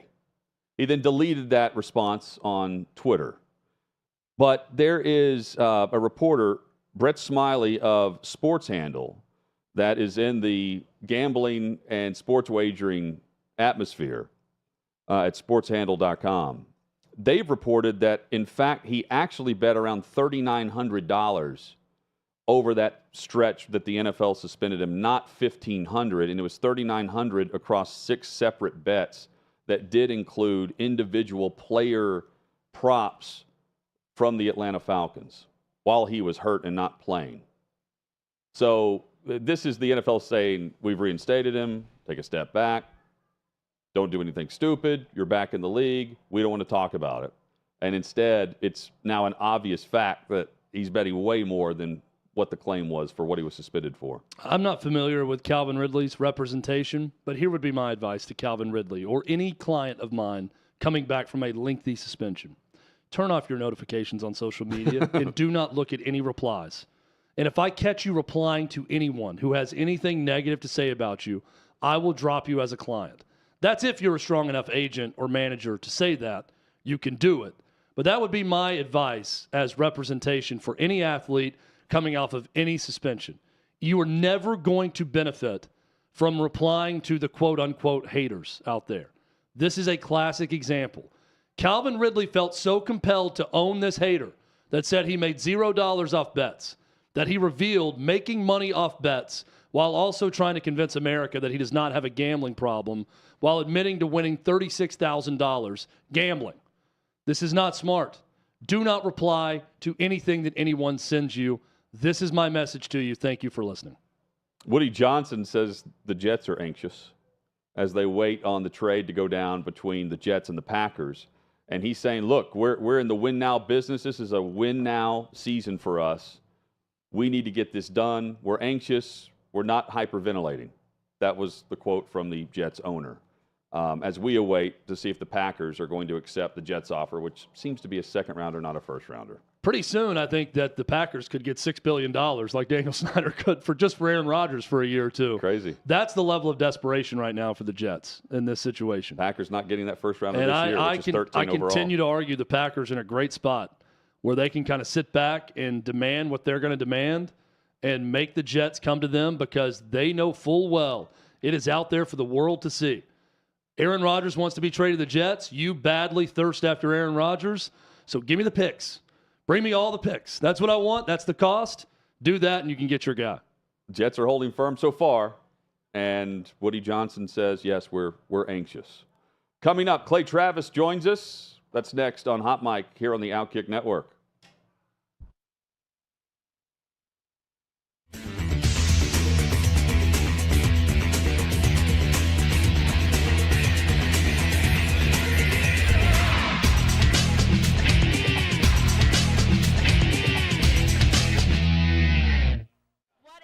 Most controversial opinion? I think girls with hairy armpits should be eradicated from the face of this earth. I agree. Thank you so much. Hottest take is that In-N-Out is overrated. Yep. Absolutely. Because their French fries taste like cardboard and they get soggy too quick if you get them animal style, and their burgers are just like always dry. So it's gross. Hot dog is not a sandwich. Why not? Because it's not two separate pieces of bread. What's your hottest take? Normalize blacking out. ChatGPT is going to take over the world. Hate Duke University. I hope they never win a game in the history of life. I hate everything about them. That's my take. Why is that your hot take? Why do you feel so strongly about that? Air of arrogance amongst people I'm friends with, and I want to punch them in the face often. I believe there shouldn't be any weight classes in fighting, UFC, boxing, just let the best fighter fight. I'm a Packers fan. I think it'd be great if Aaron Rodgers leaves. It'd be really funny if he demanded all this stuff from the Jets and then stayed. LeBron James is not the go to basketball. My hot take is that the University of Tennessee is hot trash, and so is the SEC. Go Big Ten. I hate when people slow down when it's a green light and they think it's going to turn yellow, so they slow down anticipating that it's going to turn like red. People do that? Yeah, at least in Canada. He's from Canada. I asked people from Canada for their hot takes. They don't have any. They don't have any. I'm not a controversial person. To each their own, I guess. Hot takes from Canada. Snapchat is cringy. Do not ask for my Snapchat if you are over 18 years old. I think a celebrity that got canceled and shouldn't have is Hayley Williams from Paramore, simply because she said a derogatory term in her song Misery Business from like 15 years ago. 15 years later, they decide she's a criminal? I don't know about that. I think the Beatles are overrated. I'm here in Nashville. My hot take is that country music sucks. Taylor Swift is overrated. Swift is better country, for sure. Cowboy boots aren't cool. We are far from the most racist country in the world. I'm so ready for the new president. Here we go. Joe Biden is a terrible president. Trump 2024.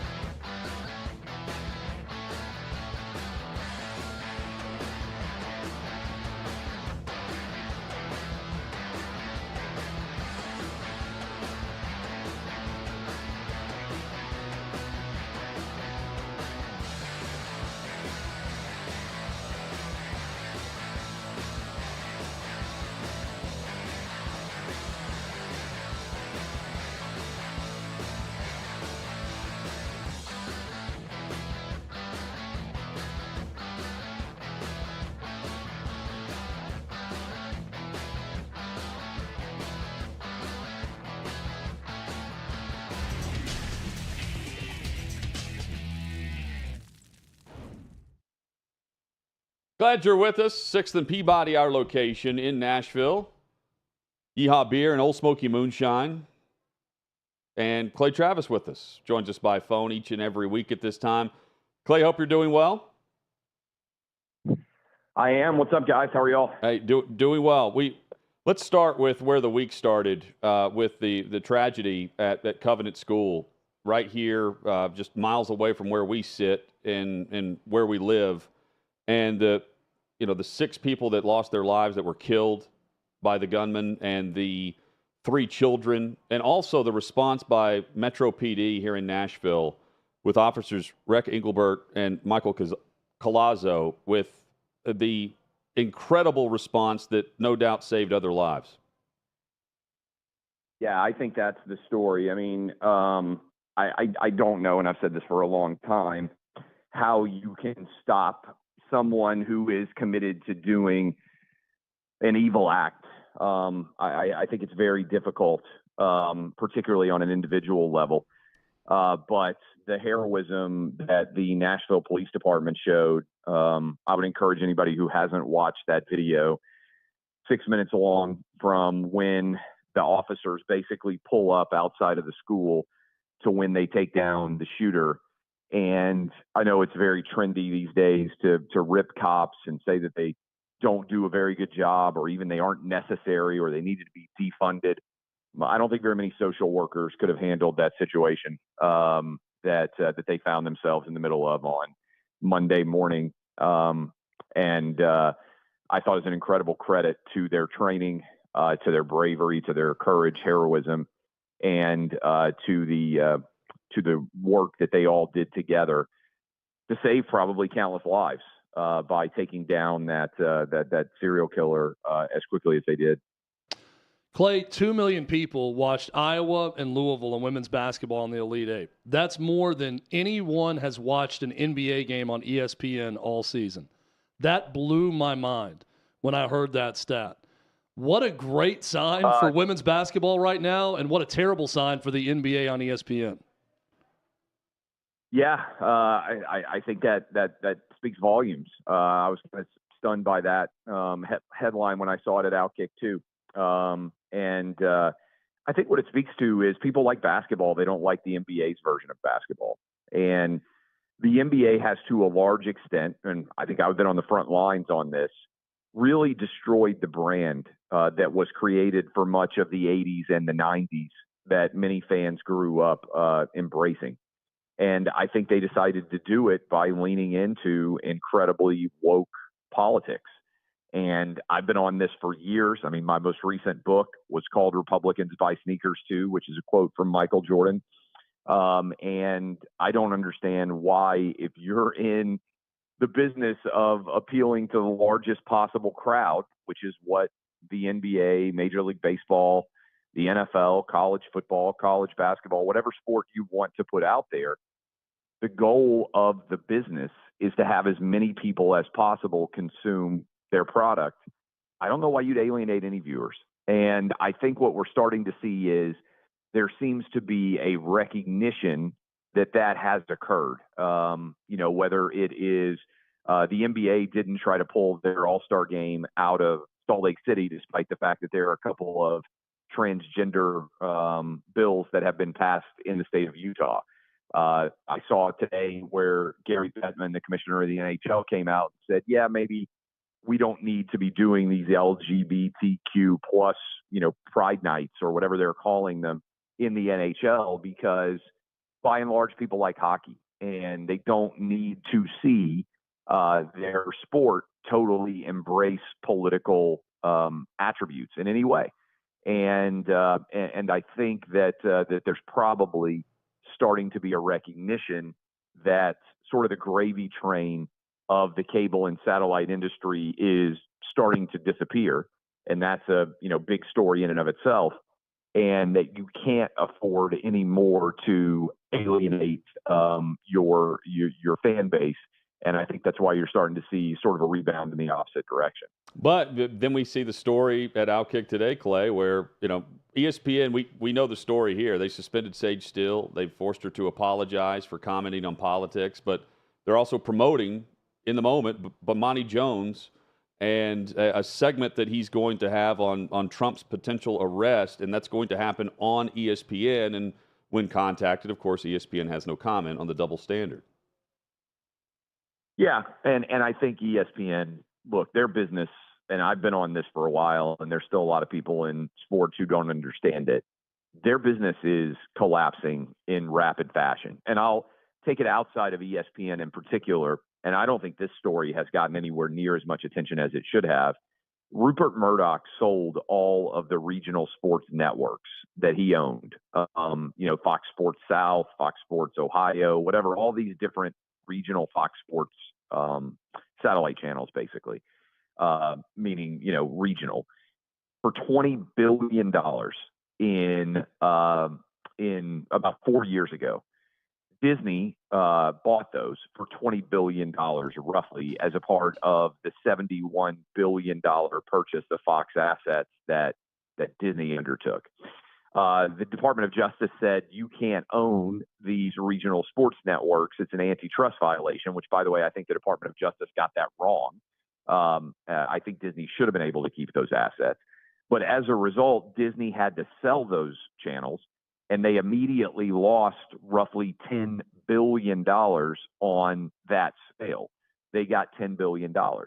And the company that bought those, basically Sinclair bought all those regional sports networks, thought they were getting a great deal at $10 billion, and now they've all gone bankrupt. So in the space of 4 years, we've seen in a regional sports network, companies go from $20 billion valuation to bankruptcy. And it's one of the all-time great sales in Rupert Murdoch's business career to get out when he did. But I think you're going to see the same thing happen to the ESPN network overall. And they're going to try to argue, we're just going to pivot and go to streaming. But I don't think they can ever make the same dollars through their streaming service that they're making through the cable and satellite bundle. And therefore, they're going to have a great deal of difficulty paying for all of the rights that they are committed to over the years ahead. So I think ESPN is desperate. I think they are floundering. And I think the network is in significant trouble over the next 5 years. Clay, I'm glad you brought up the regional sports networks because Major League Baseball now is affected by this. I want to say there's 11 clubs that are going to be affected by the bankruptcy that's been recently filed. There's another sports network that's going to affect 4 other teams with their carriage of all of their games. When you look at that, a year ago, Major League Baseball had record revenues, and that has now turned into Steve Cohen and the Mets having a record payroll. But it does feel like we're headed for a reset with salaries and with Major League Baseball. How concerning is this for the future business model of the sport when you see these regional networks struggling to this extent? Well, I think the leagues and or the teams are going to have to figure out a brand new model. And this doesn't impact the NFL because almost all NFL games are distributed on national networks, not cable. But it certainly impacts the NHL, Major League Baseball, and the NBA. And I don't know what their answer is going to end up being. I don't know if they're going to, for instance, just put all the rights into one streaming service and allow people basically to do away with the idea of regional viewership. I don't know what their solution is going to be. It's going to be fascinating. But effectively, they're going to have to try to get that money, I think, by going direct to consumer themselves, either through an individual team basis or through the league as a whole. And I think what they're going to find is it's virtually impossible for them to replicate the dollars that they were making off of their regional sports networks. And if I'm right, that means either they have to figure out new ways to create massive revenue streams sort of on the fly here, or it means that a lot of these pro sports leagues are going to suddenly have come to Jesus moments where you've gotten used to, if you're an NBA or NHL or Major League Baseball player, the idea that basically salaries only go up, right? Every year somebody is setting a new record for how much money they're making, everything else. Well, that's not always the case. And it's possible. And by the way, That's also why I think this woke thing is starting to blow up in people's face now, because, again, it circles back around to, oh, maybe we shouldn't be alienating anybody in our business if our business is starting to struggle with the cable and satellite bundles. Let's figure out a way to try to keep everybody happy. Clay, when you look at this Final Four, FAU versus San Diego State, Miami versus UConn, is this a Final Four that is good for the sport of college basketball, bad for the sport? Are you indifferent to it? What's your first reaction when you look at these four teams? It's bad for a year of ratings, right? Way fewer people are going to watch the Final Four with these four teams. I think it can be both bad on an individual yearly basis and simultaneously good for the overall brand of college basketball. And I'll explain what I mean by that. I just told you the tickets are going to cost virtually nothing. I think I tweeted that out as soon as it was set. Some people are like, you don't know what you're talking about. I think they're down to like $75 get-in prices now, which is unheard of for a Final Four. I think they'll probably go lower than that. And that's a function on some level of interest, right? That's what fan prices for tickets are, just a rough approximation of interest.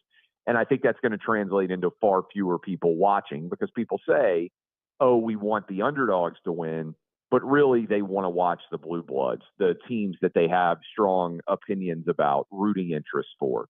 So I think it's going to be bad for ratings this year, but I think for the overall brand of the NCAA tournament, it's probably good because it means and fulfills this idea of, hey, any of the 68 teams that make the the NCAA tournament could end up winning the NCAA tournament. And given the fact that we're going to have San Diego State or FAU playing for a championship, I think that's never been more crystal clear. Now, if UConn were to lose to Miami or something, and let's say you ended up with Miami against FAU, I mean, you would have to be an absolute genius or I guess one of the biggest South Florida basketball fans of all time to have ever made that your bracket pick. So I think it's not good for an individual year basis.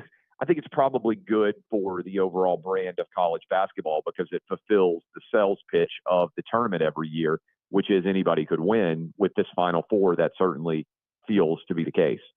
Chad, what was your response on Monday when we were discussing the trip to New York about Tennessee reaching full potential and winning a national championship in hoops? About them Ever doing it? Yeah. It's never going to happen. It's a program, Clay. We've seen enough of it now that this is who they are. They're a team that can be really good in the regular season, and they're going to fail in the NCAA tournament. Maybe that changes with a coach, but that's who they are under Rick Barnes for sure. Yeah, look, I mean, I was there. It was fun to go see a game in Madison Square Garden this past weekend in New York. But I mean, at some point, you are what your program is, right? Like you stop trying to argue that you're something that you're not. And Rick Barnes is a really good regular season coach who, for now, whatever it is, 35 years of coaching college basketball, has never really been able to get his team, no matter how talented they are, to take the next step. And I think at some point you just have to accept that is always going to be the case with Rick Barnes. Now, if they coaches another 3 or 4 years, he might make a couple of Sweet 16s at Tennessee. And then who knows who the next coach is? It might come in and change that trajectory. I think, again, if Bruce Pearl hadn't gotten fired, I think Bruce Pearl would have won a national championship at Tennessee. I really do. I mean, he's gone to the Final Four with Auburn. He came close to winning a national championship at Auburn, which is not as good of a basketball school as Tennessee is. So we'll see who the next coach is. But, yeah, I mean, that's frustrating. I think Tennessee is 1-8 all time, if I'm not mistaken, in Sweet 16 games. That's hard to do. And that requires a lot of failure by a lot of different teams. So, Clay, you and I both love the show Succession on HBO. I've got a big picture question about the decision from Jesse Armstrong, the creator, to go out after 4 seasons on the absolute top of the mountain. This show is critically loved. The ratings are great on HBO. They could probably do 3 or 4 more seasons, and people would love it, but they're going out on top. Dave Chappelle did this because he had kind of a mental breakdown when he took a bunch of money and decided to go out after, 2 or 3 years of Chappelle's show. Certainly did not hurt his career in the long run.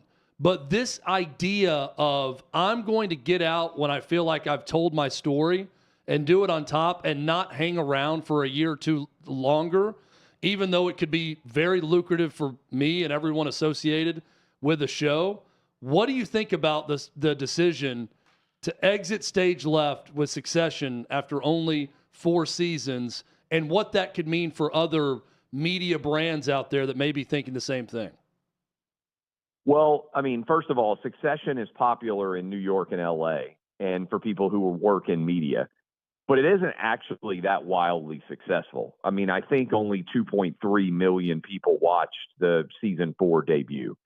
So we're not talking about, I don't think, a situation where it's a Game of Thrones level popularity where people are building their entire Sundays around it, where you have like a huge committed 20 million people or whatever it was that were watching every Game of Thrones. So I think, but also not in danger of being canceled. They could have kept doing seasons for as long as they wanted. HBO loves it.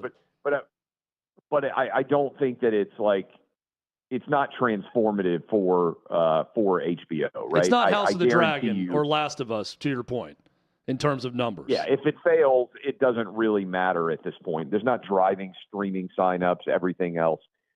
So in that respect, the first person that I remember saying, I'm not going to take more money, I've done everything I can with the show, was Seinfeld. And I think they did 10 years of Seinfeld, if I remember correctly. I don't know what the total number of episodes is, somehow 200 plus. And they were offering, $100 million or something back in 1998 or 1999 to Jerry Seinfeld. And he just said, I've told all my stories, basically. And if you feel like you have told all your stories, not like this guy, whoever the showrunners are for Succession, are done, right? That they will probably go back to the drawing board and come up with several more shows. I imagine these guys are not super old, that may or may not have the same staying power as Succession. But if you feel like you've basically told the whole crux of the story, then I respect it a great deal. To not just continue to take the cash and instead to look for what may feel like a new challenge. And so I love the show. I think it's incredibly well written, fantastically written, and I love it a great deal. I mean, I'll look forward to it every Sunday for the next 10 weeks or however many episodes there are. But I appreciate when somebody feels like they've mapped out everything they can do with the characters. Clay Travis joins us each Wednesday at this time. We hit a variety of topics from OutKick.com. Clay, thanks as always, man. Have a great rest of the week. Appreciate it, my man. Y'all have good weeks. Yeah, thanks, Clay. Same to you. There's Clay. You can go on. He's got the OutKick the Show available where he dives into Lamar Jackson as well, and that saga.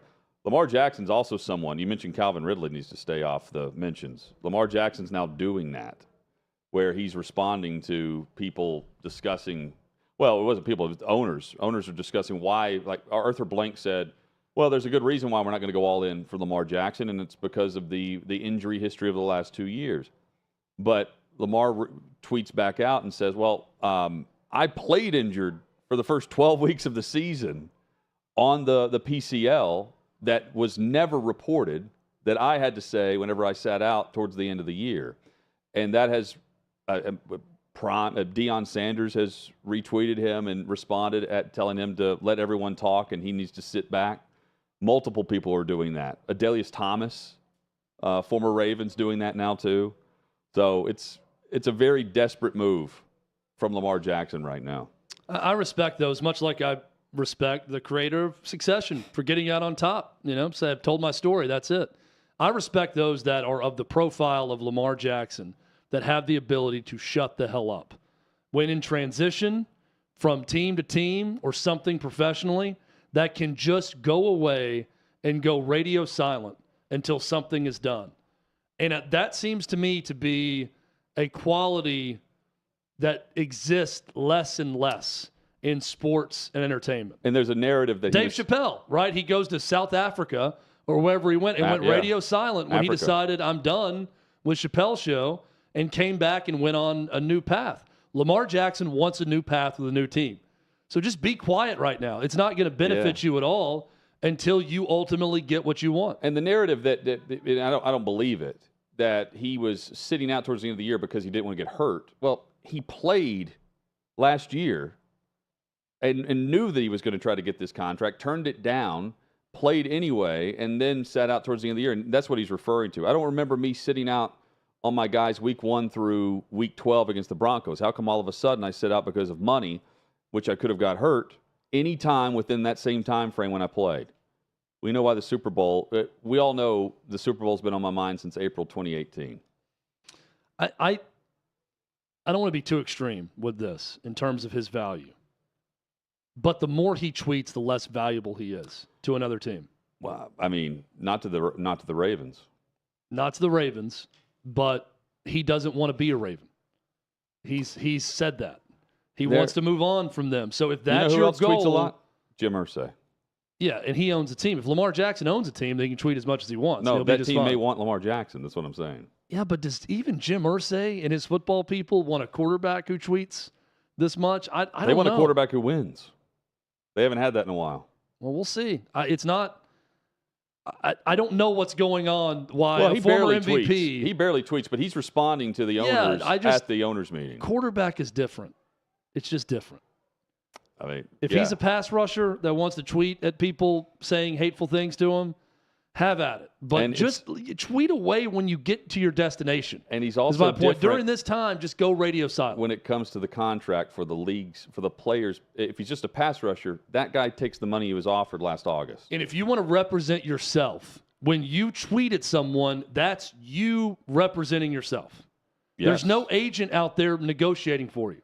You can't just sit to the side and say, I'm going to crush this guy who probably lives in his parents' basement because he said this about me, and tell them why they're wrong. Just be quiet. Well, but guys with agents tweet all the time, too. True, but that's my point. Not having an agent doesn't He is both his agent and himself right now. So every time he speaks on social media, that's both sides. So just shut up. But he's not saying anything that's incorrect. No, but again, shut up. There's no need to say it. I think we need to side out more. We didn't know about the PCL injury till the end of the season. If he thinks that's sabotaging his ability to get with another team, yeah. But you can also tell the other team that. You don't have to publicly report. We knew about the PCL. Yeah. I think it popped back up at the owners' meetings, though, as a reason why teams aren't reaching out to him right now. And Baltimore's saying, hey, come play on the non-exclusive tag. If I were Lamar Jackson's agent, I'd have him another team by now. I feel like I could. I would have him a landing spot. Or he'd fire you because you couldn't get him the deal he wanted. Or he'd fire me because I'd tell him to shut up on social media. I don't know how these guys operate. There are plenty of them who have been told yes by everyone, and the moment you disagree with them, you may be fired. That's also a possibility. That also may be why this guy doesn't have an agent. But there's only about 10 players in the league that can chirp anytime they want to, and they're all quarterbacks. They can get away with it. The pass rusher can't do that and then get the money that Lamar wants. Especially the ones that have what they want. And right now, he does not have what he wants. So I'd wait to chirp away when he has what he wants. And neither do the Baltimore Ravens. No, but they're not on Twitter saying anything about him. They're just chatting about how they would love him back. Yeah. But what does he want? Tag. He said he wants to move on from the Ravens. Am I incorrect in reading that? He does now, yeah. Said he asked for it on March 5th. That's fine if the Ravens want. He doesn't want that. I am saying from the standpoint of Lamar Jackson, if you want what you want, you don't have it right now. So until you get that thing, go radio silent. But we know he's going to get it. With another team? Period. He's going to get paid more than what he's getting this year. But will it be with another team or with the Ravens? I don't know. I think there is a great possibility it could be with another team now. I hope he does. Jim Irsay and Chris Ballard are the first team publicly to say, yes, we're interested. 2 days ago. For the league's sake and for his, I hope that shakeup happens. I would just shut up until it does. That's what I would do. You can tell me that I'm wrong and that he was going to get exactly what he wants. He may. I would just be quiet until I have it. We haven't heard the owners say that they wanted him until he piped up, though. Until then, the reports were they weren't interested. They weren't going to Well, pick it was up their the phone first chance call. to answer questions about it. It all happened because it was at the owners' meeting, and they were asked directly, and they got to answer. The reports are pretty quick right after the non-exclusive tag, though, to my point, that they were not interested. Well, these teams. They didn't speak. He released the statement as his coach was taking the podium that he requested to be traded. And then once that happened, that's the finger hitting the domino that knocked everything around, where everyone started asking the owners. Then they could speak publicly on it. I hope I'm with you. I hope he gets what he needs. It's not going to be the fully guaranteed money, but hopefully it represents something for Burrow, Herbert, anyone else moving forward. Jalen Hurts that wants to get bank as well. I'm a chaos agent when it comes to things like this. I have no emotional attachment to the Baltimore Ravens or Lamar Jackson. So what I want, chaos. I want him on another team. I want to see what that does to the other team. I want to see what that does to the Ravens. That's what I hope for in this whole situation. So I hope he gets what he wants, because what he wants is the money from someone else. Coming up, Rick Ross. He's the new guy on the Buffalo, and his neighborhood's not happy about it. That's next on Hot Mic.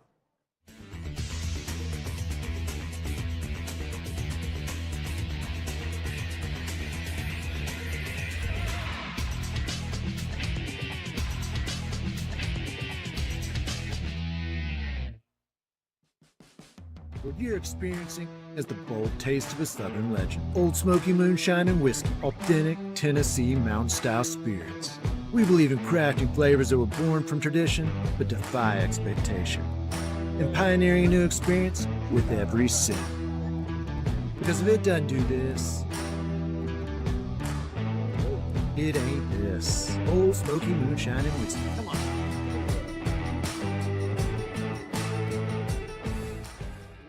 Welcome into OutKick the show. I am Clay Travis, your fearless leader. I am going to continue to argue that sports is one of the great unifying forces in all of American life. ESPN is a sinking ship. Democrats are now the party of the white, woke college graduate. So the higher that number can be, the better you are with the committee. It's really that simple. You gotta lean into the turns. You really gotta lean into the turns. He's got incredible taste in which media figures he listens to. Very difficult to go back-to-back years in the NFL with the #1 overall pick. I've been out of LA long enough to have forgotten that libs, no matter how ridiculous the scenario, are gonna lib. Another week of inflation, another week with Biden with COVID, and another set of losers to crown. People don't watch the WNBA on TV, in person, on a plane, on a train, on a bus, or on purpose. The scary thing, Tommy, is in the history of this government, I've never seen them give anything back that they've taken. Oh no, they never do. And they won't. Why are we going through Melania's goods? Don't make Brittany Griner out to be some type freedom fighter. Shouldn't there be a little bit of common sense? Let's roll 'em, big boy. What do you got? They want to find someone to be the face of domestic terrorism, and they want it to be a right-wing Trump supporter. Don't let them entrap you into doing something dumb. But they were hyper-rational. They looked at the data, and they said it makes no sense for me to submit to this COVID shot mandate. Get the shot or you can't go to your brother's wedding. Get the shot or you can't go to your daughter's graduation. Get the shot or else.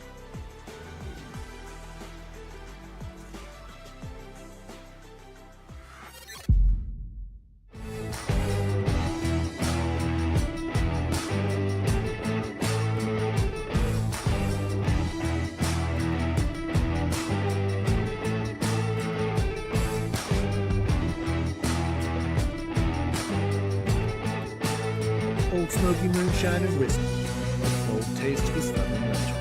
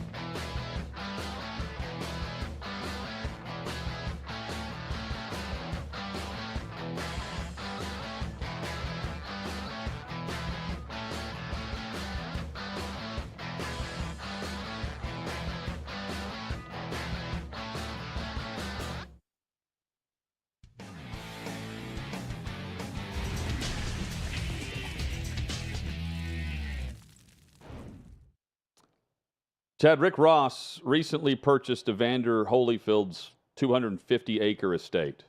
He's got all kinds of animals. He mows all this land and property, too, that Evander was apparently paying $1 million a year for to have it mowed. $1 million a year to have the landscaping done? That's what the neighbor told Rick Ross when they saw him mowing. And he also has recently added buffalo to the property.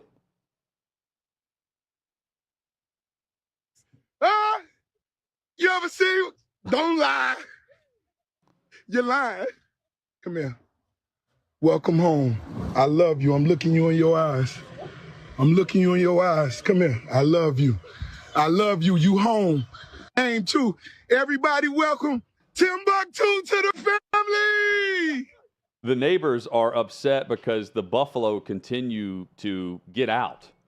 And, I mean, you don't mess with buffalo. I don't know if you've seen the reports from, like, Yellowstone, but, like, all these people that are trying to approach Yellowstone and or approach buffalo there, and they're getting injured, considerably injured. And now the parents are like, hey, my kids are afraid to go outside. And Rick Ross is telling them, so when you see my buffalo, give it a carrot, give it an apple. They're so kind. They're so peaceful. Is this Rick Ross or Ted Turner would be my first question. Is he going to start a Montana grill like Ted Turner did? Or a Dutton? It doesn't seem legal that you could just have buffalo on a residence. Oh, you can have buffalo. They just need to be fenced. Okay.